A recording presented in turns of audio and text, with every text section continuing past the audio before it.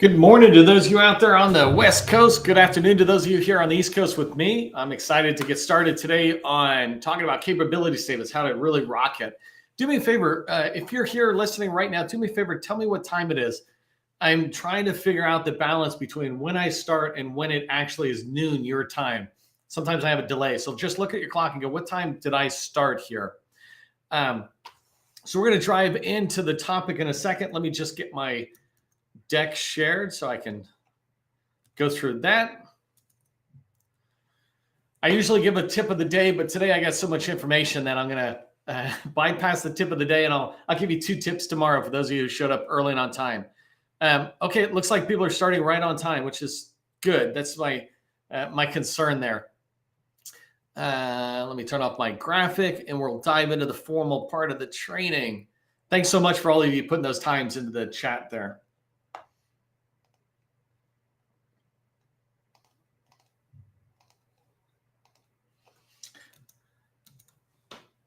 Well, that's not where I want to be. That's where I want to be. Okay, let's get started. Want to welcome you to my training. Today, we're going to be talking about perfect capability statements. I talk about this is for 8As, how 8A firms, especially towards the end of this year, the fiscal year, they can have perfect capability statements that increase visibility for your company. But the tips I'm going to provide are valuable to anybody out there. So it's really important to be tracking on this. And I'm going to give you actionable tips today on what to do with the capability statement and how to increase that visibility for your company. One of the big reasons I'm pushing for this, all this week and all this training I'm doing, but in particular this week as I'm pushing on training around 8A small businesses, is that the spending at the end of the year for 8A small businesses is 10 times the amount that's spent throughout the year. There's a big push, especially like sole source, direct award contracts, that massively increases in September. And so you need to be visible for buyers to be able to find you and call you, invite you to bid, or invite you to talk to their program office, whoever it is. But if they can't find you, when they're going to go on this feeding frenzy, if you will, if they can't find you, then they're not going to be able to buy from you. And that's why I'm trying to teach you these tips today on how to make sure you can be findable. And when they find you, you're attractive. And I'll talk more about that later. Your company is attractive to the search intent that they had when they went looking for somebody like you. But I just want you to keep this in mind, because I'm going to talk about capability statements. And later I'll tell you that I'm talking about it at an advanced level. But sometimes we just dismiss capability statements and the power of a capability statement. But imagine a capability statement is out there working for you in some federal agency's hard drive, and they go to look for a company like yours, and they find you, and they come to you, talk to you, and award you a contract. $100,000 contract, $1 million contract. How would that impact your business? How would you feel if the entire work you had to do was to respond to their call, right? I'd feel great about it. And so you need to make sure that you're making it easy for buyers to be able to find you and then to call you. And capability statements going a long way towards that. Today, we're going to be talking 3 main things I want to cover down on. What is a capability statement? Really understanding the purpose and the value, the power behind a capability statement. The second thing is I want to walk through the perfect capability statement. I want to first go through the framework and let you see that, the layout, et cetera. And then I'm going to show you 4 examples of capability statements that are in this framework that are out there working for the companies that are using them. And these are just 4 examples I grabbed. And then the final thing I want to talk to you about is how can you maximize the capability statement's value to your visibility when you have it in a perfect state, when it looks great and it's configured the right way or built the right way. How do you make sure you maximize it, its visibility out there? Where do you put it? I'm going to cover down on that in step 3 of today's training. If you don't know who I am, my name is Neil McDonnell. I'm the president of the GovCon Chamber of Commerce. I want to welcome you to my federal sales training, where I provide tips for success in the federal market. I spent 20 years as a small business owner in the federal market. And since 2018, I've been helping people like you realize that government contracting is not a secret. It's just a process. Process goes from A to Z, and when you follow a process, you have repeatable, predictable results. And today I'm going to talk to you about the process of using your capability statement for visibility. I want to thank the GovCon Chamber of Commerce sustaining members. Because of you, we're able to constantly do a lot of training. We put out content, we put out ebooks, all that material that we put out there for the benefit of small businesses across the entire country come from the generosity of sustaining members. So just thank you on behalf of the sustaining members. Okay, snap your seatbelt. We're going to go for a ride here on what capability statements are and what a perfect capability statement is, right? And think about this beyond just, oh, I went to PTAX and they told me I need a capability statement. I have it. We start a business. We all know we need a capability statement. But I feel like so many people don't understand the power of a capability statement and the purpose, right? The only purpose of a capability statement is to get you a meeting. It's not to sit there and have any other purpose. It's not to inform, right? That's really important. Your job as a salesperson for your company is to inform. When you have a briefing deck and it's got a lot of slides and a lot more information, that's informing them more about your company. The purpose of a capability statement is to just generate enough interest that they say, hey, let's meet. Let's have that intro call. Let's move forward. And so a good capability statement is going to get you found. It's going to be out there in social media, on the web, and somebody's searching, they find you. It's going to be in a hard drive because you went to an event and gave it to somebody and they saved it, right? It's getting you found. And when it's built correctly, it will help your company get found while you're home sleeping, right? A buyer is learning more about your company. It's going to get you reviewed. So this idea of if somebody sees it, they're going to then look at it. And when they look at it is when you're attractive. I describe it as findability and then being attractive. Findability is they're searching for something. They have a search intent. They're searching for a company that does cybersecurity. Your capability statement comes up. Now they're looking at it. You're getting reviewed and you're being attractive. Your company is attracted to them because your company's capability statement basically screams cybersecurity, which matches their search intent. And then it goes to this third bullet here where it gets you on the short list. And short lists basically are an invitation to come in to talk, a meeting, right? One of the things that I talk about with my team and the way we describe the capability statement is that it's supposed to be the movie trailer, the teaser, the thing that excites you to want to buy a ticket and go into the movie theater, right? It's not the actual movie. The movie, in our case, in government contracting, is the many meetings that we have, right? All of those meetings together make up the chapters in the movie that we're watching.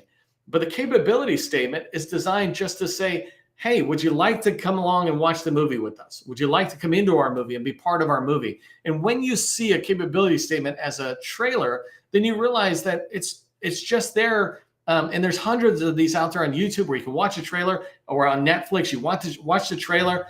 Does it interest you enough to watch the movie? And that's what you're trying to do with your capability statement, is get your customer to come watch the movie, to come have meetings with you, to learn about your company and have discussions about how you can work together in the future.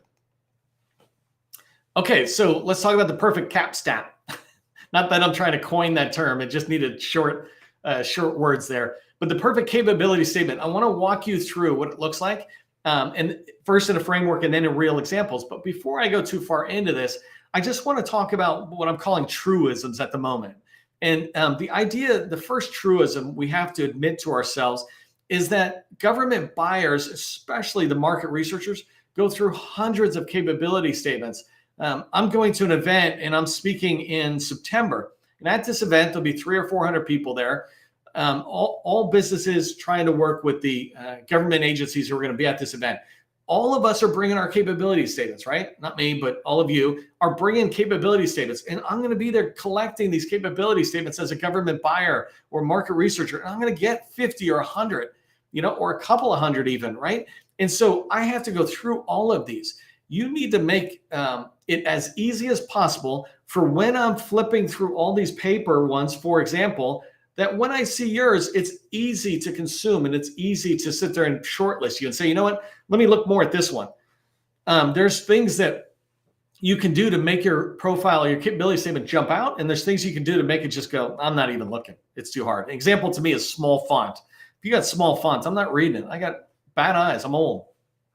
Okay. Next truism is that your capability statement is not designed to win awards. And I mean, in this case, graphic awards. You don't ever want somebody to say, wow, that is the best looking capability statement I ever saw. That doesn't do your company any good. You want this capability statement to win one award, if any, and that's a government contract award, right? You want the award for the most meetings held because of your capability statement. You don't want awards for how great it looks. Don't worry about making it look so beautiful, right? You don't need a committee. You need it to have hitting the marks. And I'll talk about what the marks are. The other thing going with that winning award, which is winning awards is like too graphically pretty. The third bullet here, does not need to reflect everything, right? You don't need to tell every single thing that you could do, that you have done, that you sell. You don't need every single one of your NAICS. I see people put like, 25 NAICS on their NAICS codes on their capability statement. You don't need that. 5, for example, on NAICS is more than enough. If you don't like me and give me a meeting because I have only these 5, then you're not the right person for me to be meeting with, right? But when I find the right person, they're going to look at my capability statement and go, oh, that's exactly what we talk to, the people we like to talk to. Come on in, let's have a meeting, right? It doesn't mean I'm buying from you. It just means you do cyber. I run a cyber shop inside the government. Let's talk. Let me hear what you can do. So it doesn't need to reflect everything you do out there, including you don't need to tell every single cyber functionality, capability, et cetera, that you could possibly do. And then the next one is the last truism that I just put there is that you only have 6 seconds to capture people's attention. The reality is you're here at this event, something caught your attention, and I got to assume it's the title of the training that I'm doing today. And I can't even remember exactly what the title is, but basically how to have the perfect capability statement for 8A small businesses, right? That increases visibility. You only have a little bit of time to capture people's attention. Think about how much time you give anything that you look at before you make a decision to look at it further or move on. Whether you're looking at Facebook or LinkedIn in the morning, even whether you're looking in your email and you're seeing a whole bunch of emails coming in, do you actually respond to all of them, right? Do you even look at all of them? And you're looking for the ones that'll catch your eye. Capability statements are the same, are in that same format, right? When a buyer or a market researcher is going to look at a capability statement, they're going to make that decision really fast. Do I keep looking at it or do I move on? And if you can't capture their attention enough in the first 6 seconds, they're going to move on, right? It's just human nature. It's nothing bad. It's nothing good. It's just human nature that we really have a short attention spans. And so 6 seconds is what you want to keep in mind to capture the attention. And I'm going to show you exactly how to do that in 6 seconds. In fact, let me switch over to this Z format capability statement. I'll show you what I mean.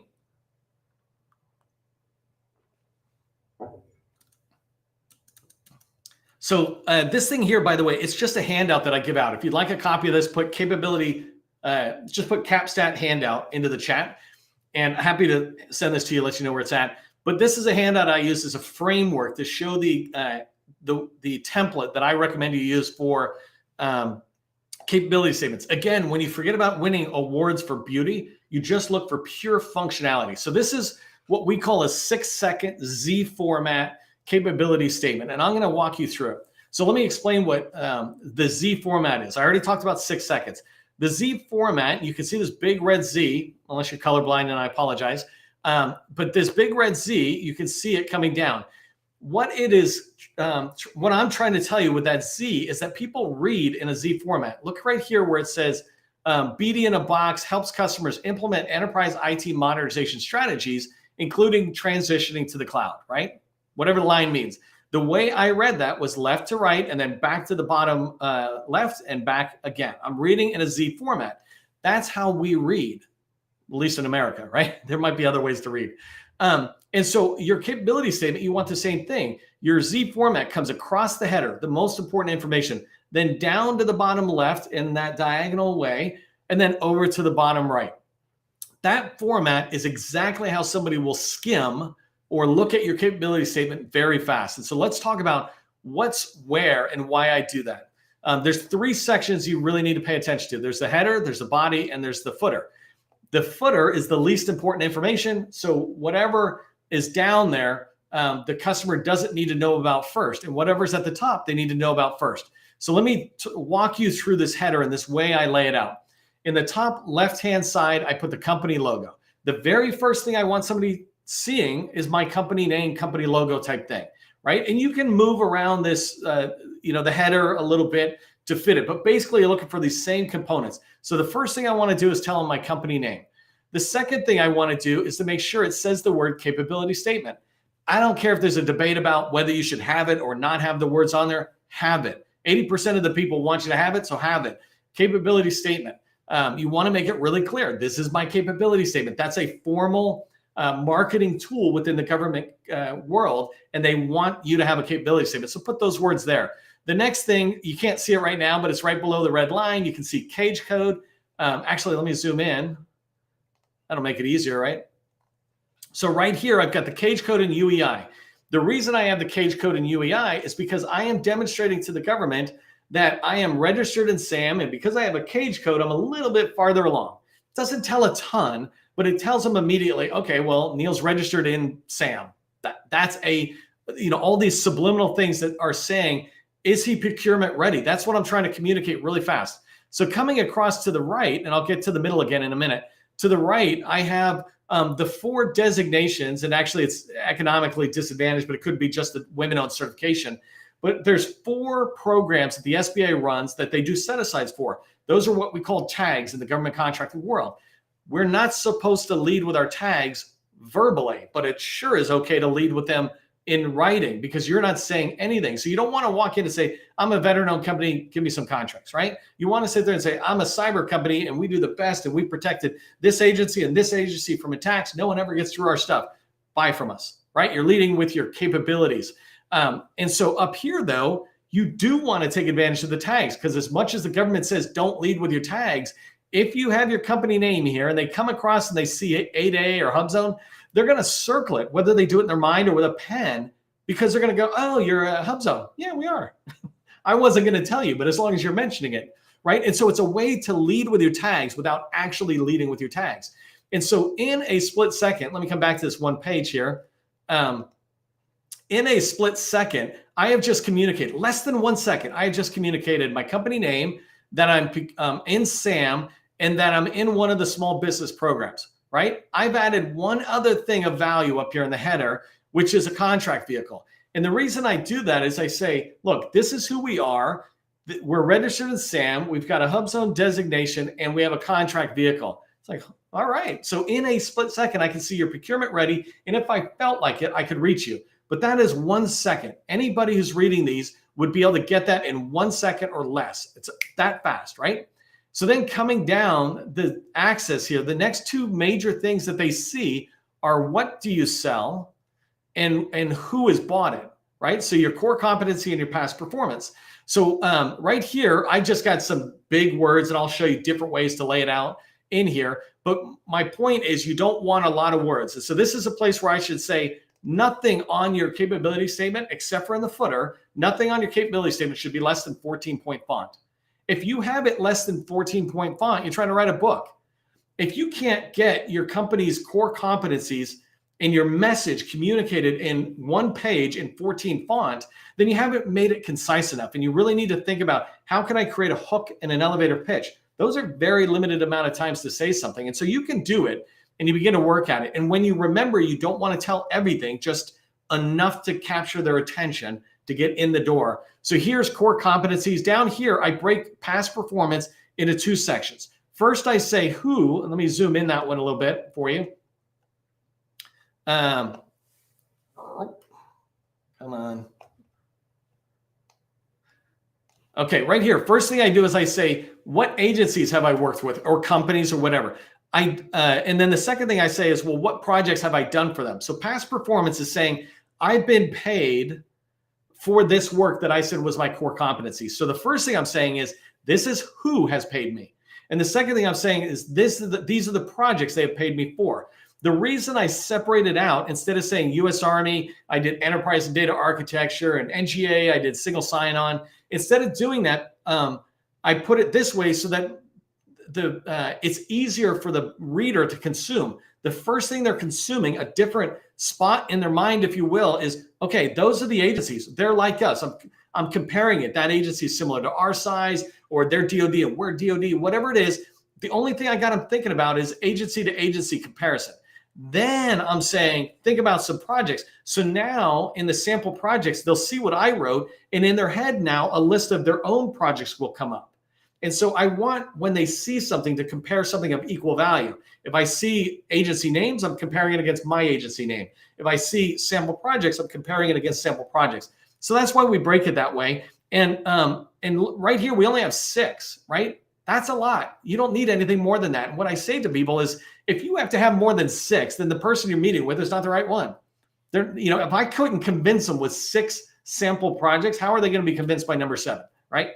Okay, and then coming across to the right, you see differentiators. And so differentiators are really hard to communicate when you're new. But as you start gaining experience and you get some ISO certifications, some other stuff, like you'll see somebody else has a certification saying we got a lot of Air Force experience. Well, that's a differentiator as well.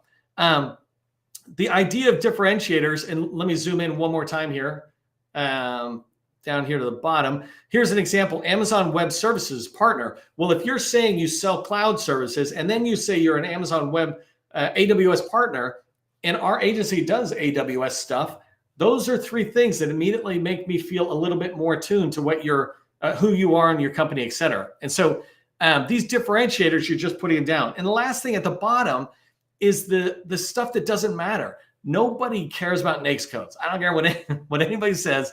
Nobody can tell anything about your company when they see 541, 5119 or 519, right? What does that tell me about what your capability is? Nothing in here. Even data hosting and data and hosting services doesn't say anything because so many things are bought on that NAICS. And so I just put the NAICS way to the bottom. And the same thing with your name. No one cares who you are, what your name or email is, until they know that they want to work with you.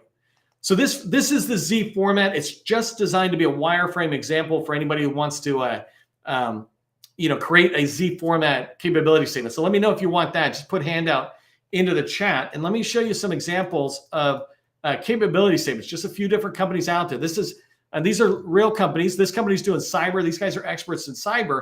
But look at this coming across. I see the cage code in UEI. I see they're 8A certified. So instantly, in less than a half a second, I know a lot about them, that much about them, right? I'm coming down and I see the core competency. Instead of saying the words core competency, they wrote cybersecurity, and then they did GRC plus engineering and operations.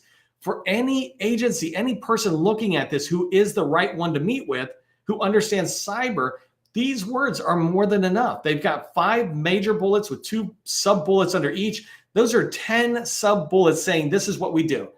If you need an 11th bullet, then you're the wrong person for me to work with. Same thing as you come over, right? Over here, we got rid of the paragraph where we're just saying we've done DoD, we've done civilian, and then here's the sample projects. Differentiator for this company, they talk about they've worked in the government clouds, DoD and high side cloud. Somebody who's in the cloud business will get this immediately, that this company here can really help with their cyber needs. By the way, so AssureSec, reach out to them if you're looking for cyber teaming partners. This other one, Legacy, these guys are doing acquisition support. So they work with the contracting shops to help them. And as you come from their logo across, you see that they're registered in SAM. You see that they're 8A certified and woman-owned small business. You instantly move past that. We've mentioned the tags, we move on, right? Here's acquisition support, and they're talking about the type of work they do, and they broke it up into different activities like pre-acquisition, before the acquisition drops, and then post-acquisition, how they run it, manage it, whatever. And then same thing over here. You can see they've got heavy Army experience. So DoD and Army is a good spot. And then they've done some on the civilian side as well. When you look at the differentiators, they're really speaking to the years of experience in the leadership team. And they talk about how they've got some clearances, et cetera. So as you move forward, and then if you look at the bottom, let me zoom out. Whoop, that's a little too far, huh? But down here is where their contact information is NAICS codes. That's the least important information. If somebody up here likes us, then they're going to look at the bottom and find the point of contact. So if you're looking for acquisition support, teammates or whoever, go to Legacy. And then Bayan Group. This has been out here. Bayan's been a member of our community in this training for a long, long time. And they've actually had the Navy talk about how this is so easy to look at, right?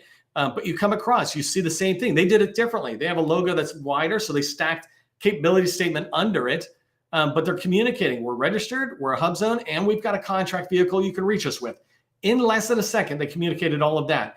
Then they talk about what they do. Here they changed a little bit, and they talk about we do technology enablers. Here's the tech stuff we work on, and business enablers like business system integration. And so they're really speaking to not only here's the tech we use, but the solutions we help you in your agency with. And then a lot of past performance, separating it out, right? They're highlighting that they work for some of the biggest commercial companies out there.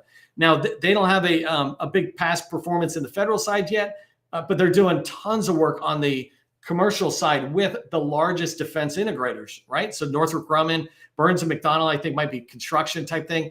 but all sorts of past performance. So if you're looking for a SharePoint company, here they are. But their differentiator, they talk about how many users they've supported, and they're putting down their past performance rating. So hey, we can get our customers to tell you how well we're doing. And then at the very bottom, you've got their information, little tagline, who to call. Say hello to Hunter because she's usually in these trainings. And then this last one is a variation, right? If this one looks this way, this one looks a little different. It's got a little bit more color or something in there. But Cybertech GRC, right? You come across SDVO. I think this woman-owned. They've got their numbers here at the bottom of the header, and then GSA. So you can see right away, SDVO, they're on a schedule and they're in SAM. I instantly know they're procurement ready to a certain degree. Well, what do they sell? Okay, well, they sell these things. Okay, so let's look at that. And they're hitting some of the biggest words. If you are not attracted to having a meeting with them, when they tell you they're zero trust experts, they do governance, risk and compliance type activity. If you see those words and don't go, oh yeah, come on in, then it's just the wrong meeting, right? And then down here, same thing. They've got past performance. They talk about they work with large primes, they've worked with the Air Force, et cetera. And their differentiator over here, led by Air Force veterans, they've got security clearances, they've got cyber security or certifications. They got a lot of this stuff, and they've got a lot of partnerships with established cybersecurity firms so they can help agencies reach those firms. They're highlighting all of this in 6 seconds, right? And so these are really quick examples of how you can do it. By the way, another cyber company, a lot of Air Force experience if you're looking for somebody to team up with on projects. Okay, so let me come back to here, and I want to wrap up really quickly with just some tips on how to maximize the visibility of your capability statement. And you can watch the replay of this. You can ask me for the handout, but when you follow my guidance, and I forgot to show you this, actually, let me show you because this is so important. If you come in here and you pull up properties, so here, Sukman and Capri in AssuredSec, they've got metadata in here. They're saying cybersecurity, FISMA, AWS, all that. This is called metadata. Learn about it. I've done whole trainings on it. But when you put metadata into your capability statement, and you can find that just under the file menu, under properties, when you put the metadata in, your capability statement will come up before your competitors. Number 2, put this on your website. Don't make anybody put an email address or anything else. Just put it there so they can download your capability statement. Do the same thing on LinkedIn. Put it in your featured section. You can submit a post in the morning and say, hey, here's our capability statement. Take a look at it. Let us know if we can help you. And then there's 2 people, number 4 and 5, that work for SBA that could help you. One's the business opportunity specialist, and all 8A firms know theirs. And then the procurement center representatives tend to focus on an agency. So like Stacy is going out to the Air Force, she would team up with the PCR who's responsible for the Air Force. She should be sending that capability statement to them because PCRs, procurement center representatives, work with agency buyers. You want the PCR to know who you are. That way, if they're ever asked, hey, do you know any 8A small businesses that do such and such? You've got some advocates out there with 4 and 5. And the last thing is there's like over 100 supplier portals that are out there, agency and large primes. I have an ebook you can download from www.govconchamber.com. It's free. Download it. It's got the links to go in. But go in and put your information in. And if you can, for many of them, you can add your capability statement. Now, when buyers go looking, especially end of the year spending, when buyers go looking, they're able to find you because your capability statement is where they're looking. So a bunch of quick tips. I know it's a fire hose pace. Just go back and watch me at half speed. But here's what I want you to remember from today's training. When you think about your capability statement, they only have 6 seconds to look at it. So less is more. Don't worry about shoving everything in. Just shove enough to get their attention, right? Because capability statements have one job.